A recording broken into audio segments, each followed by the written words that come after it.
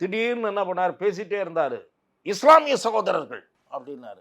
அவர்களை நீங்கள் இது பண்ண பார்க்கிறீர்களே, என்ன பண்ணிட்டாங்க? நான் என்ன கேட்குறேன், என்ன பண்ணிட்டாங்க சொல்லுங்க? முத்தலாக் மசோதாவை இஸ்லாமிய பெண்கள் வரவேற்றார்கள், இல்லை என்று சொல்ல முடியுமா? ஓட்டு பிச்சை அரசியல் இதெல்லாம். சிறுபான்மையினரை தாஜா செய்கிற அரசியலை திமுகவும் கம்யூனிஸ்டும் செய்கிற மாதிரி அவர் பண்ணுறாரு. நான் அவ்வளோ தூரம் பேசினார்ல, இஸ்லாமிய சகோதரர்கள், இவர் தான் இஸ்லாமிய மதத்தை சேர்ந்தவர்களை தீவிரவாதிகளாக சித்தரித்து அவர்களை தரதரவென்று இழுத்து போய் அவர்களை சுடுவதை போல காட்சியெல்லாம் வைத்து படம் எடுத்தவர் தான் விஜய். ஒரு படம் இல்லை, 2 படம்.